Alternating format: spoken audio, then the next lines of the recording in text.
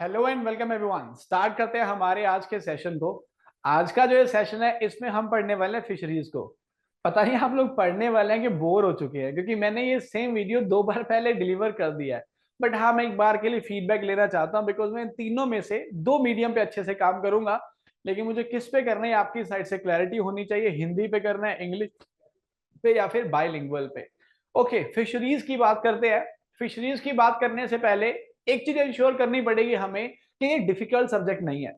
नया सब्जेक्ट जो होता है ना, नई चीजें हमेशा आपको एक बार तो मुश्किल लगती ही है। बचपन में तो मम्मी बोलना भी मुश्किल लगता था, लेकिन आज तो साथ में जी भी लगाते हैं, बहुत अच्छे से हम बात करते हैं कि अब हमने सीख लिया है। तो ऐसे ही फिशरीज भी नया सब्जेक्ट है, मुश्किल लग सकता है लेकिन डिफिकल्ट नहीं है। बिकॉज हम ऐसा कहते हैं ना कि something is difficult, something is easy. So easy और डिफिकल्ट कुछ नहीं होता, it's all about our mindset. जो हम सोचते हैं वैसा हम बन जाते हैं। तो चलिए अब ये सोचते हैं कि फिशरीज आसान सब्जेक्ट है और आपको सब कुछ समझ आएगा, और स्टार्ट करते हैं फिशरीज से।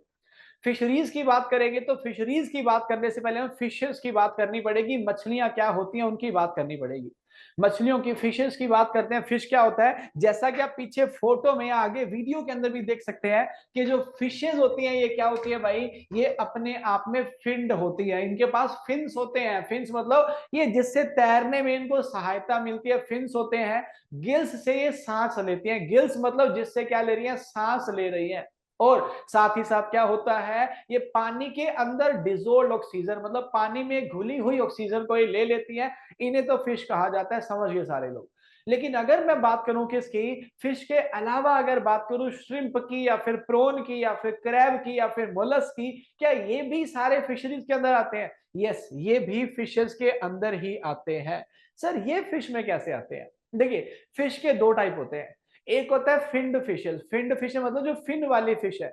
और दूसरे होते हैं non finned fishes. Sir non fish कौन से होते हैं? मैं आगे आपको दिखाऊंगा नॉन फिन्ड कौन सी होती है। पर पहले बेसिक्स आइडिया ले लेते हैं कि मछली क्या होती है। देखो, मछली की बात करेंगे तो सब लोगों ने सुना फिश के बारे में, एवरीबॉडी नोज। मछली जल की रानी है, जीवन उसका पानी है। बाहर निकालो मर जाएगी।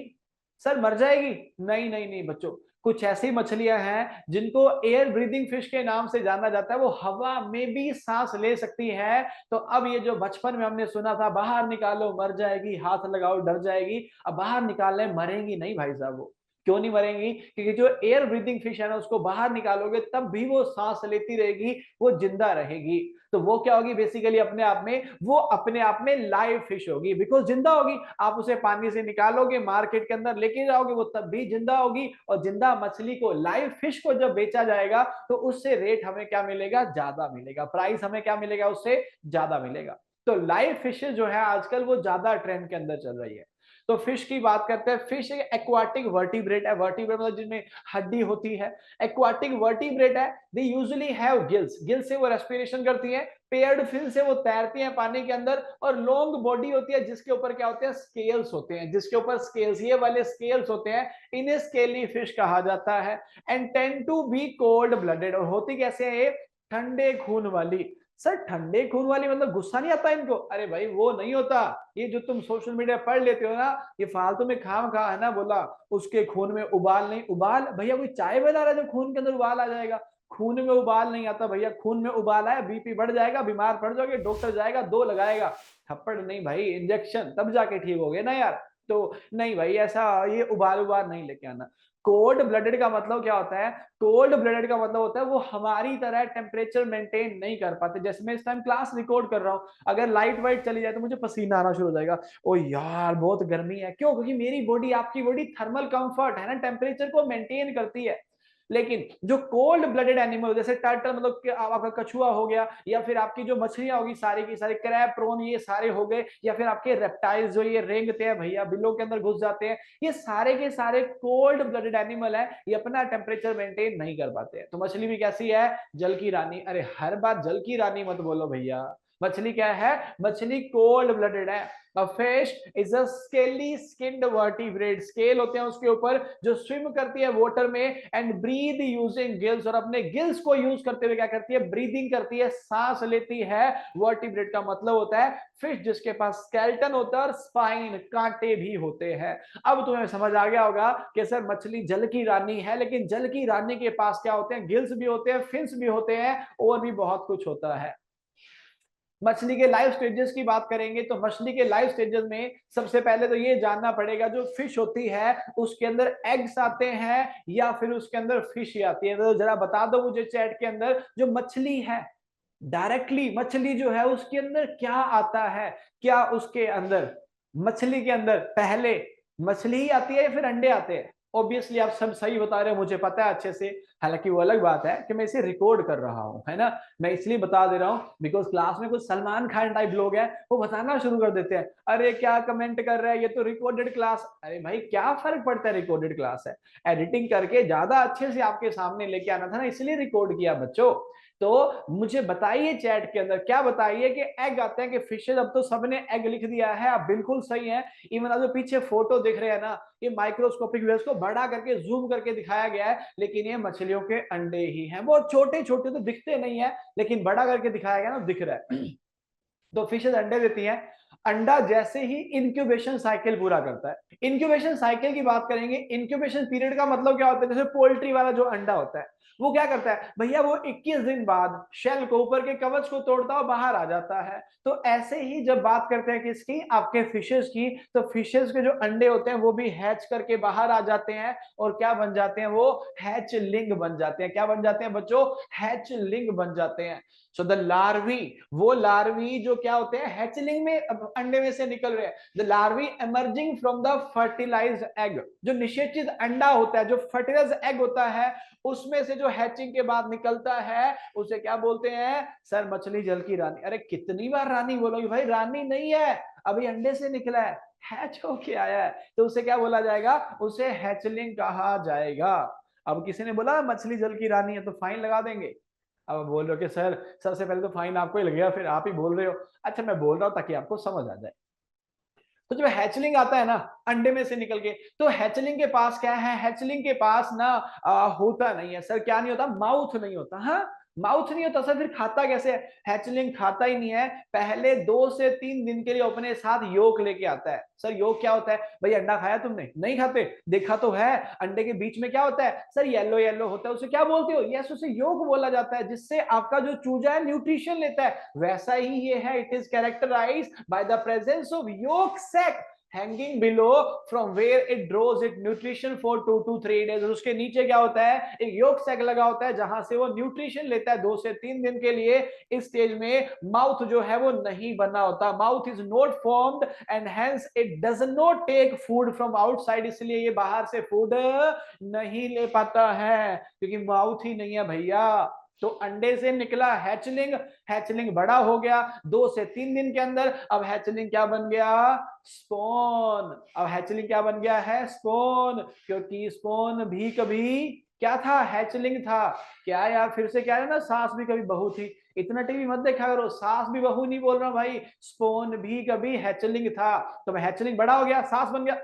सास थोड़ी बन गया सर, स्पोन बन गया। हाँ ठीक है यार, हैचलिंग बड़ा हुआ, स्पोन बन गया। कितने दिन लिए? 2 से 3 दिन। When the yolk sac of the hatchling is absorbed, it is known as spawn। जैसे योक सैक एब्जॉर्ब हो गया तो वो क्या बन गया? स्पोन बन गया। इस स्टेज पे आके माउथ बन चुका है एंड इसने क्या कर दिया? स्टार्ट टेकिंग स्मॉलर साइज जू प्लैंक्टन, और छोटे छोटे इसने जीव खाने शुरू कर दिए। सर छोटे जीव का मतलब क्या? मछली शेर खा जाएगी क्या? अरे भाई पानी के अंदर होता है क्या शेर? पानी के अंदर जो छोटे मोटे सूक्ष्म जीवाणु होते हैं, जो माइक्रोब्स होते हैं, उनको खाएगी। उससे क्या बोला जाएगा? जू प्लैंक्टन बोला जाएगा। और सर अगर ना खाए जीवों को, मांसाहारी ना हो, वेजिटेरियन हो, तो सर फिर क्या करेगी? फिर छोटे पेड़ पौधों खाएगी। सर पेड़ पौधे? अरे भाई पेड़ पौधे भी तो होते हैं, समुद्र का जो रंग है वो कैसा होता है, सी ग्रीन। एक्चुअली कलर ग्रीन नहीं होता, उसके अंदर एल्गी होती है जो उसका कलर ग्रीन बना देती है, एल्गी उसका कलर ग्रीन बना देती है। तो जो छोटे मोटे प्लांट है वो खाएगी मछली, तो फाइटोप्लैंक्टन है। जीव जंतु खाएगी तो जू प्लैंक्टन है। तो जैसे ही माउथ आया, इसने क्या कर दिया, जू प्लैंक्टन को खाना शुरू कर दिया, जैसे कि रोटीफर, या फिर सप्लीमेंट्री फीड लेना स्टार्ट कर देगी, जैसे कि एग योग खा सकती है। फाइनली पाउडर्ड ऑयल के एक जो भूसा है, भूसा नहीं कह सकते, खली कहते हैं, है ना, ऑयल निकालने के बाद जो बच जाता है ऑयल के, उसको खली कहते हैं हिंदी में। तो वो क्या, फाइनली पाउडर्ड, उसे पाउडर क्या कहता है वो खा लेगी, या फिर राइस का जो ब्रान है, जो राइस के ऊपर की कोटिंग है, उसको खा लेगी। कौन खाएगी, आपकी स्पोन खाएगी। अब स्पोन को बड़ा करते हैं, पहले वो अंडा था, फिर हैचलिंग था, फिर स्पोन बना, और स्पोन से अब क्या बन गया, सब लोग बताइए। अच्छा सर, फ्राई भी कर दिया? अरे किचन वाला फ्राई नहीं भैया, ये उसकी स्टेज है फ्राई। अब वो फ्राई स्टेज पे आ गई है जहां पे बहुत छोटी है, नन्ही मुन्नी है यार। So when the spawn assume the shape of the fish and grow to about 1 to 2 centimeter, it is known as fry। 1 से 2 मीटर की, मीटर नहीं सॉरी यार, सेंटीमीटर भैया, 1 से 2 मीटर की मछली नहीं, मछला बन जाएगा यार, कैसी गलती कर रहा हूं मैं अभी। 1 से 2 मीटर नहीं, 1 से 2 सेंटीमीटर। सो 1 से 2 सेंटीमीटर की हो जाएगी तो उसे क्या बोला जाएगा, फ्राई बोला जाएगा।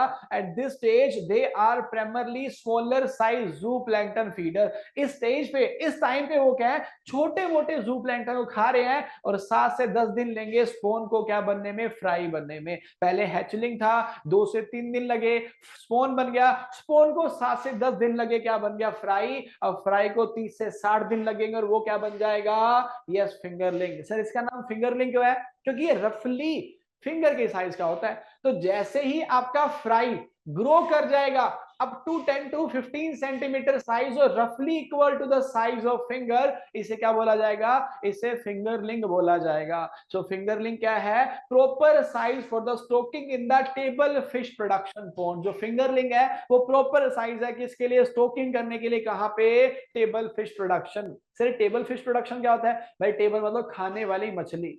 खाने वाली मछली को पालना है, घर में एक तालाब आपने बना रखा है, आपको अंडे वंडे से छेड़खानी नहीं करनी है, आपको छोटी मछली लेके आनी है, उसको पानी के अंदर डालना, बड़ा करना है, फिर उसे खा जाना है। तो कौन सा साइज आप लेके आओगे, फिंगरलिंग साइज बेस्ट माना जाता है किसके लिए, टेबल फिश प्रोडक्शन के लिए। इंपॉर्टेंट क्वेश्चन बन सकता है, याद कर लीजिए। आगे चलते हैं। अब फिश हो गई है 1 साल बड़ी, मैं रिपीट करता हूं कौन कौन सी स्टेज थी। अब फिश हो गई है 1 साल बड़ी, 1 साल बड़ी हो गई तो भैया उसे क्या बोल दिया है, ईयरलिंग। सर 1 साल हो गया तो सर इसका बर्थडे मनाते हैं, हैप्पी बर्थडे टू, नहीं नहीं, इसका बर्थडे नहीं मनाना।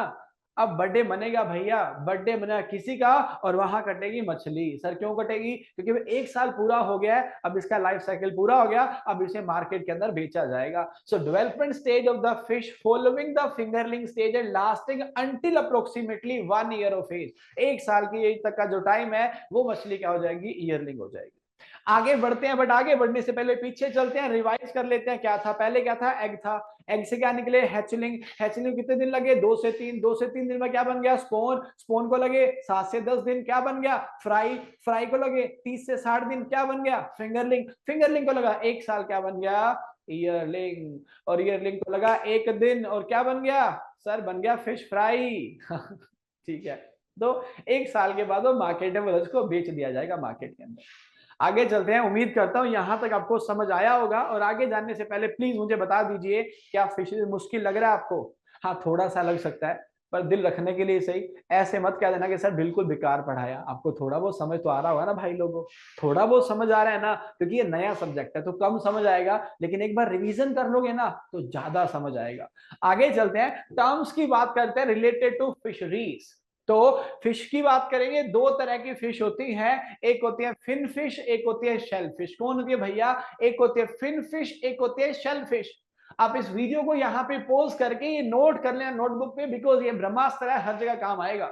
सर क्यों काम आएगा, अरे पहले पता तो होना चाहिए ना, सास कौन बहू कौन, तब तो सीरियल देख पाओगे। तो पहले पता तो होना कि मछलियों के अंदर पढ़ने क्या क्या वाले हैं, तब तो मछलियां पढ़ पाओगे। तो फिशरी समझ आएगा जो उसका बेसिक समझ आएगा। तो फिश की बात करेंगे, एक होती है फिन फिश, एक होती है शेल फिश। पहले मैं दोनों के बारे में बताता हूं, फिर आगे बढ़ूंगा। फिन फिश और शेल फिश की बात करेंगे तो देखो इसमें लगा है फिश, पर साथ में क्या लगा है, फिन। तो वो मछलियां जो तैरती हैं पानी के अंदर, जिनके क्या लगा होता है, फिन लगा होता है, जिनके पास फिन होता है, जो पानी में तैर सकती है, वो फिन फिश होती है। लेकिन वो जिनके फिन नहीं लगा होता, जिनके शेल लगा होता है, सर शेल कहाँ लगा होता है, बॉडी के ऊपर कवर होता है भाई, शेल होता है। सर किसके होता है, अरे भाई प्रॉन के हो सकता है, क्रैब के हो सकता है, श्रिम्प के हो सकता है, मोलस्क के हो सकता है, क्रस्टेशियन के हो सकता है, किसी के भी हो सकता है। तो जिसकी बॉडी के ऊपर शेल है लेकिन वो तैर नहीं, वो रेंगते हैं, उन्हें क्या बोला जाता है, उन्हें शेल फिश कहा जाता है। समझ गए दोनों? नहीं समझे, पहले मैं दिखाता हूं फिर वापस आऊंगा। ये देख लो, है ना, ये सारे के सारे क्या है, शेल फिश है। जैसे लॉबस्टर हो गया, ऑयस्टर हो गया, क्लैम्स हो गया, श्रिम्प हो गया, क्रो फिश होगी, प्रॉन्स हो गए, आपके मिसल्स हो गए, क्रैब हो गए, ये सारे के सारे क्या है भैया, ये सब के सब शेल फिश हैं, सारे पानी में रहते हैं। सेलफिश नहीं है ये, सेलफिश तो हम है ना, ये शेल फिश हैं जो इनको खा जाते हैं। सेलफिश तो हम है ना यार, मार देते हैं इनको, लेकिन ये वाली जो है अपने ऊपर शेल लेके आई है, तो इसलिए ये क्या होते हैं, शेल फिश। अब ये मत कहना सर हमने तो सुना है कि ये मार देते हैं, ये खा जाते हैं, इनके अंदर तो जहर होता है। हाँ, कुछ कुछ ऐसे शेलफिश भी होते हैं जिनके अंदर पॉइजन होता है, और पॉइजन हमारी बॉडी के लिए हार्मफुल हो सकता है और उससे हमारी डेथ भी हो सकती है। लेकिन सभी शेलफिश के अंदर नहीं होता, कुछ कुछ के अंदर होता है। तो उनको जब मारा जाता है और खाया जाता है तो उसके पहले पॉइजनस वाले पार्ट को काट दिया जाता है। ठीक है, तो एक होगी फिन फिश, एक होगी शेल फिश। आपको समझ आ गया? सर फिन फिश तो बताया ही नहीं आपने। अरे ये देखो यार, ये जो असली वाली मछली है, जो सच में मछली जैसी लग रही है, फिन फिश होती है। अब फिन फिश और शेल फिश की बात करते हैं ना, ये अगेन दो पार्ट में डिवाइड होती है। जैसे फिन फिश, फिन फिश जो पानी के अंदर तो रहेगी, लेकिन पानी भी तीन प्रकार का होता है। सर तीन प्रकार कैसे होता है?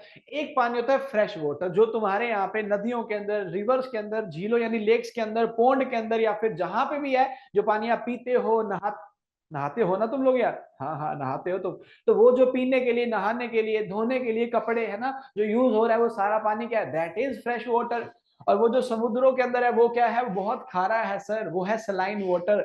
और सर ये ब्रैकिश वाटर क्या होता है, जो मीडियम सैलिनिटी वाला होता है। सैलिनिटी का मतलब क्या होता है, खारापन। तो जिस पानी के अंदर सैलिनिटी नहीं होती, मतलब 0 से लेके 0.5 पीपीटी तक की सैलिनिटी होती है। सर पीपीटी क्या होता है, पार्ट पर थाउजेंड, है ना, इसको पीपीटी के अंदर मेजर किया जाता है। तो जिस पानी के अंदर 0 to 0.5 पीपीटी की क्या होती है सैलिनिटी, उसे फ्रेश वाटर कहा जाता है। जिसमें लगभग मान के चलिए 10 से 30 या 10 से 25 पीपीटी की सैलिनिटी होती है, खारापन होता है, उसे ब्रैकिश वाटर कहा जाता है। और जिसमें 35 पीपीटी से ज्यादा, 35 पीपीटी से ज्यादा होती है, उसे क्या बोला जाता है, सेलाइन वाटर बोला जाता है। तो ये तो होगी आपकी फिन्ड फिशेस।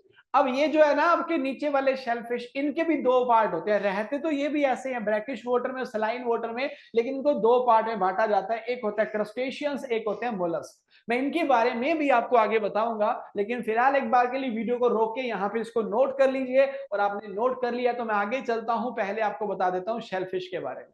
जैसा कि मैंने आपको पहले ही बताया था, शेलफिश का मतलब जिनके ऊपर शेल होता है। So the animal develop in the water and have a shell और shell like exterior। देखो ना यार, इसके ऊपर तुम्हें शेल फील हो रहा है ना, इसके ऊपर शेल फील हो रहा है, ये देखो इस तरह से शेल है, ये शेल है, ये शेल है, सभी के ऊपर शेल होता है इनके अंदर। They can be divided into two groups, एक क्रस्टेशियंस होते हैं, दूसरे मोलस्क होते हैं। क्रस्टेशियन के अंदर आएगा श्रिम्प, क्रेफिश जो आपको सामने दिख रही है, या फिर क्रैब आ जाएगा, लॉबस्टर आ जाएगा। जबकि मोलस्क के अंदर कौन आएगा, क्लैम्प आएंगे, स्कैलोप्स आएंगे, ओस्टर आएंगे, या फिर आपके मिसल्स आ जाएंगे। तो ये आपको याद रखने पड़ेंगे कि शेलफिश के क्रस्टेशियंस में कौन आता है, मोलस्क में क्या होता है। लेकिन शेलफिश होता क्या है ये मैंने आपको समझा दिया। शेल वाली जो फिश है उसको क्या बोलते हैं, उसे शेलफिश कहा जाता है। अगला आ जाता है फिन फिश। फिन फिश की बात करेंगे तो फिन फिश मतलब जिसके पास क्या है, फिन है, जिससे वो तैरेगी। तो तैरने के लिए फिन होते हैं, आगे मुंह होता है, पीछे टेल होती है, उसे मछली यानी फिन फिश कहा जाता है। लेकिन इनके पास ध्यान से देखोगे तो माउथ, बॉडी और टेल सेपरेट नहीं दिख रहा, इसलिए शेल फिश है। सो फिन फिश का मतलब है, the term fin fish refers to the bony fish, जैसे कि शार्क हो सकती है, सालमन हो सकती है, या फिर बहुत सारी और मछलियां हो सकती हैं। जितनी भी आपने देखी है वो सारी फिन फिश ही हैं। और इन्हीं फिन फिश को क्या बोला जाता है, ट्रू फिश भी कहा जाता है। सर इनको ट्रू फिश क्यों कहते हैं? अरे भाई ट्रू फिश ही तो कहोगे, यही तो मछली जैसी दिख रही है, ये मछली थोड़ी दिख रही है। छोटा बच्चा इसको देख के भैया डर जाएगा, लेकिन इसको देख के नहीं डरेगा। क्यों? मछली जल की रानी है। बच्चा भाई, भाई साहब राजा अपने आप में कहता मेरी रानी ले लो, इसे पकड़ लो। तो भाई फिन फिश जो है वो रियल फिश, ट्रू फिश के नाम से जानी जाती है। आगे चलते हैं, नेक्स्ट वर्ड आ गया एक्वाकल्चर। एक्वाकल्चर क्या होता है? एक्वाकल्चर की बात करेंगे तो एक्वाकल्चर का मतलब है पानी के अंदर किसी भी प्लांट को या किसी भी जीव जंतु को पालना, वो एक्वाकल्चर होता है। तो सर क्या हाइड्रोपोनिक्स को एक्वाकल्चर कह सकते हैं? बिल्कुल नहीं। सर क्यों नहीं कह सकते? हाइड्रोपोनिक्स में भी तो पानी में लगाते हैं। एक्चुअली हाइड्रोपोनिक्स को आप इसलिए नहीं कह सकते, उसका रीजन ये है कि जब बात करेंगे आपके हाइड्रोपोनिक्स की, तो उसके केस में क्या होगा, हाइड्रोपोनिक्स में उन प्लांट्स को वाटर के अंदर लगाते हैं जिन प्लांट्स में क्या होता है, जिन प्लांट्स को मिट्टी पे लगाया जाए, जैसे टमाटर है, टोमेटो है, उसको मिट्टी पे लगाया जाता है, उसी प्लांट को वाटर के अंदर लगा देते हैं। तो वो क्या हो जाता है, जब उसको वाटर के अंदर लगा दिया गया तो उसे क्या बोला जाएगा? बिल्कुल आप सही समझ रहे हैं, उसे बोला जाएगा हाइड्रोपोनिक्स। लेकिन वो प्लांट जो पानी में ही होते हैं, सर पानी में कौन से प्लांट? अरे भाई लिली हो गया, लोटस हो गया, हाइड्रिला हो गया, कितने सारे प्लांट हैं जो पानी के अंदर ही होते हैं। तो पानी में ही होने वाले प्लांट्स को या जीव जंतु जो पानी में ही रहते हैं, उनको अगर मैं पानी के अंदर पालता हूं तो वो क्या हो जाता है? एक्वाकल्चर हो जाता है। तो एक्वाकल्चर का मतलब है the farming of the aquatic organism and aquatic plants with some sort of intervention in the rearing process to enhance the production। तो क्या किया आपने? प्रोडक्शन को बढ़ाने के लिए अगर आपने किसी भी तरह से कुछ भी आर्टिफिशियल इंटरवेंशन कर दिया उसकी लाइफ के अंदर, तो वो क्या हो जाएगा? एक्वाकल्चर हो जाएगा। एक्वाकल्चर के बाद क्या आ गया? पॉलीकल्चर। पॉलीकल्चर क्या होता है? पॉलीकल्चर को समझने के लिए पहले मोनोकल्चर समझते हैं। देखो मोनोकल्चर का मतलब क्या होता है? मोनोकल्चर का मतलब होगा अगर आप पोंड के अंदर, तालाब के अंदर अगर सिंगल फिश को ही रियर करते हैं, एक ही फिश को रियर करते हैं, तो उसे मोनोकल्चर कहा जाएगा। उससे कुछ फायदा और कुछ नुकसान होगा। क्या फायदा और क्या नुकसान होगा? मोनोकल्चर में आपका फायदा और नुकसान क्या है? बेसिकली मोनोकल्चर में एक ही स्पीशीज पालनी पड़ेगी, वो तो फायदा है। लेकिन उससे क्या होगा, अगर वो एक स्पीशीज जू प्लैंक्टन है, मतलब जीव जंतु खाती है, या फिर वो एक स्पीशीज फाइटो प्लैंक्टन है, मतलब छोटे मोटे पेड़ पौधों खाती है, पेड़ पौधा नहीं छोटे मोटे प्लांट्स को खाती है, तो होगा क्या, अगर जू प्लैंक्टन है तो सिर्फ जीवों को खाएगी, फाइटो है सिर्फ छोटे छोटे प्लांट्स को खाएगी, तो प्लांट्स को खाएंगे तो जीव बच जाएंगे, और जीव को खाएंगे तो प्लांट्स बच जाएंगे। मतलब पॉन्ड के अंदर जो आपका फीड अवेलेबल है प्रॉपरली यूज नहीं हो रहा, इसीलिए एक स्पीशीज नहीं, वहां पे दो डाल दो, तीन डाल दो, चार डाल दो। कुछ ऐसी जू प्लैंक्टन है, कुछ ऐसी जो फाइटो प्लैंक्टन है, तो फाइटो वाली प्लांट्स को खा जाएंगी, जू वाली जीव जंतु खा जाएंगी, आपके पॉन्ड का अच्छे से यूज हो जाएगा और आपकी प्रोडक्टिविटी क्या हो जाएगी? बढ़ जाएगी। तो पॉलीकल्चर क्या हो गया? This is a practice where more than one species of aquatic organism are cultured. ये प्रैक्टिस है जहां पे एक से ज्यादा स्पीशीज किसके? एक्वाटिक ऑर्गेनिज्म के, उनको कल्चर किया जाता है in the same pond in order to effectively utilise the full ecological niche of the pond system. Full ecological niche का मतलब क्या आ गया? वही जो सारा फूड उसके अंदर अवेलेबल है उसको सही से यूज करने के लिए हम दो या दो से ज्यादा स्पीशीज को रियर करेंगे, जिसको क्या बोला जाएगा? पॉलीकल्चर बोला जाएगा। यहां तक समझ आया? स्केल्स मैंने शुरू बताए थे कि जो स्ट्रक्चर आपको दिख रही है ये क्या है? ये स्केल्स हैं। तो ऐसी फिश जिसके ऊपर स्केल्स होते हैं उसको क्या बोला जाता है? उसको स्केल फिश कहा जाता है। एक होती है ब्रूड, एक होते हैं जुवेनाइल, है ना? एक होती है ब्रूड फिश या फिर ब्रूड, और एक कौन सी होती है? एक होती है आपकी जुवेनाइल। जुवेनाइल की बात करेंगे तो ये वो फिश है जो यंग है। कैसी है? ये यंग फिश है जो सेक्सुअली इमेच्योर है। यंग फिश है जो सेक्सुअली इमेच्योर है, ब्रीडिंग के कैपेबल नहीं है। लेकिन ब्रूड वो जो मैच्योर फिश है और उसे यूज किया जाता है एक्वाकल्चर में, किसके लिए? ब्रीडिंग पर्पस के लिए। तो जुवेनाइल जिसको ब्रीडिंग के लिए यूज नहीं किया जा सकता, और ब्रूड जिसको ब्रीडिंग पर्पस के लिए यूज किया जा सकता है। आगे चलते हैं अगले कॉन्सेप्ट पे। अगला कॉन्सेप्ट आ गया फिश हैचरी। फिश हैचरी जानते हैं क्या होता है? हाँ आप जानते ही होंगे। फिश हैचरी की बात करेंगे तो फिश हैचरी का मतलब क्या होता है? जहां पे फिशेस को पाला जाता है इनिशियल स्टेज के लिए। अच्छा आपको दो कॉन्सेप्ट समझाता हूं। एक होता है प्री स्टोकिंग, एक होता है पोस्ट स्टोकिंग। क्या फर्क होता है सर दोनों में? देखो प्री स्टोकिंग और पोस्ट स्टोकिंग की बात करेंगे ना, दोनों के अंदर बेसिकली फर्क क्या होता है? जो प्री स्टोकिंग पॉन्ड है ना, वहां मछलियों को छोटी अवस्था के अंदर, छोटी स्टेज के अंदर पाला जाता है, और जो पोस्ट स्टोकिंग है वहां पे मछलियों को बड़ी अवस्था के अंदर पाला जाता है। तो छोटी अवस्था जैसे आपका स्पोन है, फ्राई है, फिंगरलिंग है, ये छोटी है। लेकिन फिंगरलिंग के बाद उसे पोस्ट स्टॉकिंग के अंदर पाला जाएगा। तो लगभग 90 दिन के आसपास का क्या होता है, प्री स्टॉकिंग होता है, और लगभग मान के चलिए कुछ 290 के दिन के आसपास का क्या होता है, 270-80 दिन का जो होता है पोस्ट स्टॉकिंग होता है। एक साल के आसपास टाइम ले जाती है फिश अपना लाइफ साइकिल पूरा करने के लिए। तो फिश हैचरी का मतलब क्या हो गया, जहां छोटी मछलियां जो अंडे दे, छोटी मछलियां नहीं, बड़ी मछलियां जो ब्रीडिंग के लिए पाली गई हैं वो अंडे देंगी, उन अंडों में से हैचरी निकलेंगे, उनको पाला जाएगा, तो वो क्या होगा, वो आपका फिश हैचरी हो जाएगा। तो फिश हैचरी में कहा गया it is one form of a fish farm. ये क्या है, एक तरह का फिश फार्म ही है। किसके लिए बनाया गया है, with the intent of resupplying wide population in the natural environment. इसका मतलब क्या हो गया, मान लो आपके पास एक पोंड है, पोंड में 2000 मछलियां हैं, 500 मछलियां बड़ी हो गई, आपने उनको निकाल लिया और मार्केट के अंदर बेच दिया। 2000 में से 500 को निकाल दिया तो कितनी बच गई आपकी, 1500 बच गई। 2000 में से 500 निकाल दिया तो 1500 बच गई।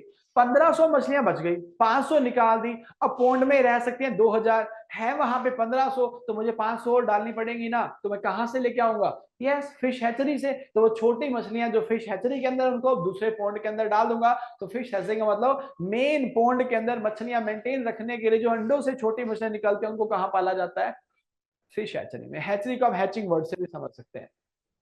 आगे चलते हैं। फिशिंग का मतलब क्या होता है, फिश निकालने की जो एक्टिविटी है वो फिशिंग होती है, और जो पर्सन करता है उसको क्या बोला जाता है, फिशरमैन या फिशर बोला जाता है। Someone who capture fishes and other animal from a body of water और गैदर शेलफिश। या तो शेलफिश निकालता है, शेलफिश पता है ना क्या होता है, या मछलियां निकालता है, उसको फिशरमैन बोला जाता है। लेकिन हमेशा फिशरमैन ही क्यों होते हैं भैया, फिशर वीमेन क्यों नहीं होते। एक ऐसी है जो फिशर वीमेन है इंडिया में, आपको पहले से पता है, मैं जानता हूं, तो मुझे चैट या कमेंट बॉक्स के अंदर बताइए, इंडिया में जो only single licensed fisher women है उनका नाम क्या है और वो कहां से बिलोंग करती है। ठीक है, फिशरमैन फिशर वीमेन को समझिए। कल्चर टैंक आ गया। कल्चर टैंक का मतलब क्या होता है, वो आर्टिफिशियल एरिया जहां पे आप मछलियां पालते हो, रियर करते हो मछलियों को, वो टैंक आपका क्या हो जाता है, वो कल्चर टैंक हो जाता है। अगला आ गया इक्थियोलॉजी। इक्थियोलॉजी क्या होता है, आपकी जो फिशेज है उनकी साइंटिफिक स्टडी। फिशेस की स्टडी, सर वो तो फिशरीज होता है, नहीं नहीं नहीं भाई, फिशरीज में तो मछलियों को पालना भी आता है, पाला भी जाता है, लेकिन इक्थियोलॉजी के अंदर सिर्फ और सिर्फ फिशेस की क्या की जाती है, साइंटिफिक स्टडी। तो स्टडी करना साइंटिफिकली इक्थियोलॉजी की, उसे क्या बोला जाता है, सॉरी, साइंटिफिक स्टडी करना फिशरीज की या फिशेस की, उसे क्या बोला जाता है, इक्थियोलॉजी उसे कहा जाता है। आगे बढ़ेंगे, लास्ट पॉइंट की बात करेंगे। 30 मिनट का बेसिकली ये वीडियो बनाऊंगा। अगर मुझे यहाँ पे व्यूज मिले मतलब मुझे लगा कि ये वीडियो आपके लिए यूजफुल था, बिकॉज ऐसा तो कोई तीर नहीं मार रहा मैं यूट्यूब पे आके जो आपको कह दूं मैंने ये कर दिया वो कर दिया, ऑब्वियसली नो, बट कोशिश कर रहा हूं, एक छोटा सा प्रयास कर रहा हूं कि आपको पढ़ा सकूं। इस प्रयास के लिए मैंने बहुत कुछ किया है। मैं ट्रेडिशनली काम नहीं करता कि वीडियो के अंदर बोलूं ये मेरा कूपन कोड है, लगा लीजिए डिस्काउंट मिलेगा, ऑफ कोर्स नो, बच्चा डिस्ट्रैक्ट हो जाएगा। मैंने मेरे चैनल पे मोनेटाइजेशन बंद कर दिया है ना, मुझे 3-4 लाख रुपए साल के आते थे, मैंने वो भी छोड़ दिए हैं, क्योंकि बीच में ऐड आने से बच्चा डिस्टर्ब होता है। लेकिन आपने देखा होगा ऐड नहीं आई है, डिस्ट्रैक्ट नहीं हुए हैं, तो मैं चाहता हूं कि आपका थोड़ा सा वेलफेयर कर सकूं। तो अगर आपको इस वीडियो से फायदा मिला हो तो मुझे बताइएगा, ताकि मैं अगली वीडियो बना सकूं। फिलहाल कॉन्सेप्ट पे चलते हैं। अगला जो कॉन्सेप्ट है वो क्या है, कैरिंग कैपेसिटी। कैरी कैरी करना जानते हो, जैसे बचपन के अंदर आपने किया है क्या, बचपन में पता नहीं आपने किया है कि नहीं, मैं गांव में पढ़ता था ना, तो वो झोला इधर लटकाया करते थे। एक तो होता है ऐसे वो पीछे लटकाने वाला, लेकिन वो यूरिया का जो बोरा आता ना उसका बनाया जाता था, उसमें किताबें भर के इधर लटका लेते थे। तो वो इधर दर्द करने लगता, बिकॉज किताबें बहुत सारी भर के जानी होती थी। फिर उसके बाद तो ऐसे ऐसे वाले आ गया तो वो कंफर्टेबल हो जाते हैं। तो ये मान लो कि मैं आपसे पूछूं आप कितना भार उठा सकते हो, आप बोलो सर 20 किलो, 30 किलो, 40, 50, 60, जितना भी आप बोलेंगे।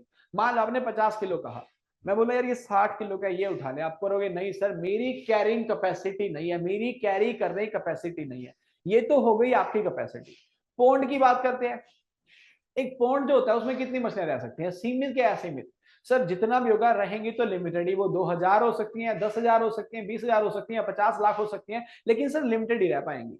अच्छा तुम ये कह रहे हो कि पौंड की भी कैपेसिटी होगी, हाँ सर ऑब्वियस है कैपेसिटी होगी, बस ये जो पौंड की कैपेसिटी है ना, जिसमें एन नंबर ऑफ फिशेज अच्छे से रह सकती हैं, इसी कैपेसिटी को बोला जाता है कैरिंग कैपेसिटी। तो कैरिंग कैपेसिटी की बात करेंगे, the maximum population of a species that an area or specific ecosystem can support life without deterioration of the character and quality of the resources, है ना। तो रिसोर्सेज की क्वालिटी डेटोरिएट ना हो, इसके लिए जो आप क्या करते हैं, जो मछलियां वहां पे जितनी भी रह सकती हैं वो उस एक्वाकल्चर की पॉन्ड की उस एरिया की क्या हो जाती है, कैरिंग कैपेसिटी। समझ पाए। लास्ट वर्ड है बायोमास। अरे सर बायोमास तो एग्रोनॉमी के अंदर आता है, क्या होता है भला? सर वो जो प्लांट का वेट होता है सर उसको बायोमास कहा जाता है, तो ये भी बायोमास है। ये कैरिंग कैपेसिटी के अंदर जितनी मछलियां हैं, है ना, जितनी मछलियां हैं उनका जो वेट होता है उसको बायोमास कहा जाता है। So the total weight of a fish species in a given area, एक एरिया में जितनी मछलियां होती हैं उनका जो टोटल वेट है उसे क्या बोला जाता है, उसे बायोमास कहा जाता है। क्या बोला जाता है? उसे बायोमास कहा जाता है। सो गाइज ये था हमारा फिशेज का पार्ट 1। अगर आपको पसंद आया हो, समझ आया हो तो जरूर मुझे बताइएगा। कोई डाउट आ गया हो तो वो भी लिखिएगा ताकि मैं अगली क्लास के अंदर डिस्कस कर सकूं। इसके बाद में एमसीक्यू सेशन लेके आऊंगा जो बेस्ड होगा इसी टॉपिक के ऊपर, और उसके बाद फिर से अगली क्लास के अंदर आ जाऊंगा। बट हाँ, आपके फीडबैक मेरे लिए यूजफुल होंगे ताकि मैं अगली क्लासेस को आपके अकॉर्डिंग प्लान कर सकूं। मैं आपसे मिलूंगा आपके नेक्स्ट क्लास में। Till then take care, bye bye, have a great time. जय हिंद, जय भारत।